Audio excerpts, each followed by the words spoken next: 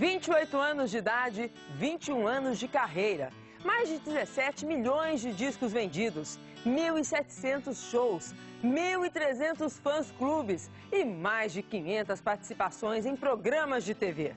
Sandy Leia Lima praticamente cresceu diante das câmeras e hoje vai contar o que viu da vida. A vida muda o tempo inteiro, né? Então acho que a gente não pode nem se iludir demais e ficar confortável demais com as nossas vitórias e nem ficar triste demais, arrasado e deprimido demais com as nossas derrotas, porque tudo isso muda, tudo isso passa. E ter essa certeza de que vai passar é reconfortante. Então a gente tem que ter essa consciência de que a vida passa, de que a vida muda muito, as coisas mudam. E a gente tem que saber aproveitar o melhor de cada momento que a gente está vivendo.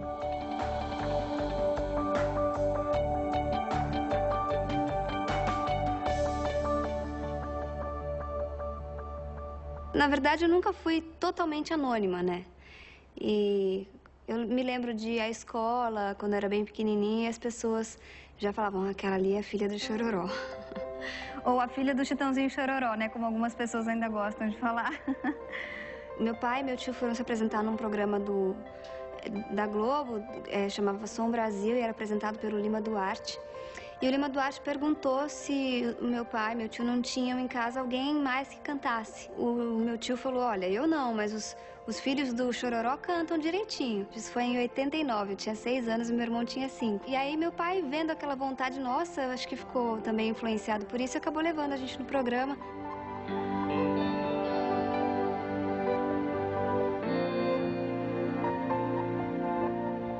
Começaram a surgir convites espontâneos, assim, de gravadoras. E eles não queriam, eles tinham medo, achavam que era uma responsabilidade muito grande para 2 crianças tão pequenas, e era mesmo. Mas a gente queria muito, a gente pedia muito, era um sonho que a gente queria realizar. E eles achavam que aquilo também ia ser fogo de palha, que logo a gente ia desistir. Mas eu e meu irmão fizemos uma chantagem emocional com ele, porque quando ele quis cantar, o meu avô, que já morreu, deu toda a força para eles. E aí eu usei essa chantagem, falei, pai, mas o seu pai te apoiou, por que você não vai apoiar a gente? Eu e meu irmão falamos isso. E aí ele, tá certo, tá certo. Eu gravei meu primeiro disco aos 7 anos. Aos 8 eu já estava fazendo turnê pelo Brasil, já tinha lançado o disco e tal. E eu tive sorte de estar bem estruturada, de conseguir lidar com tudo isso e sair ainda uma pessoa normal. Acho que não fiquei muito louca.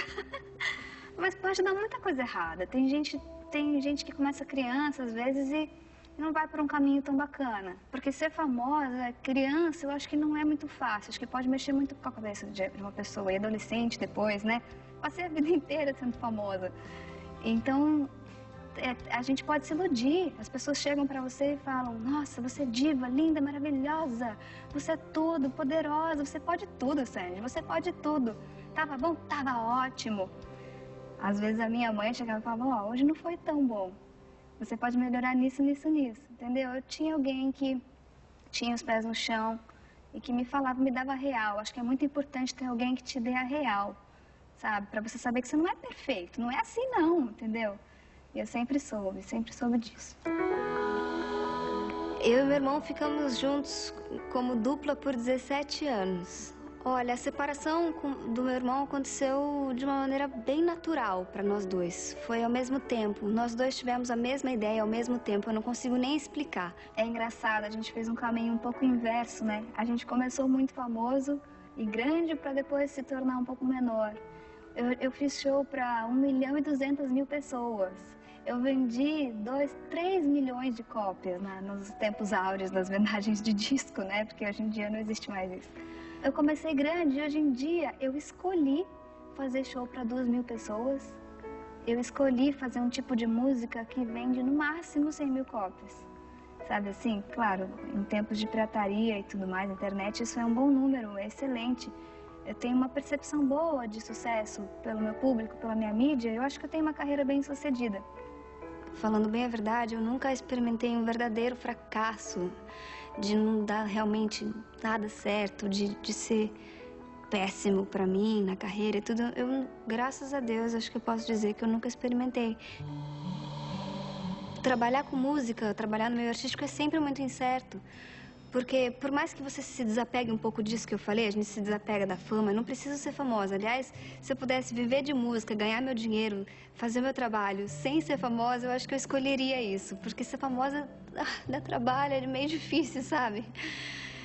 E acho que é o lado ruim, assim, do sucesso. Olha que coisa estranha de falar, mas o lado ruim do sucesso, do êxito, né, de fazer um trabalho que deu certo, é a fama. A fama atrapalha bastante a gente, assim, a viver. Eu acho que uma coisa que acontece muito também é que algumas pessoas acabam me tratando, e não só a mim, mas a outros artistas também, como personagens. Isso me incomoda demais.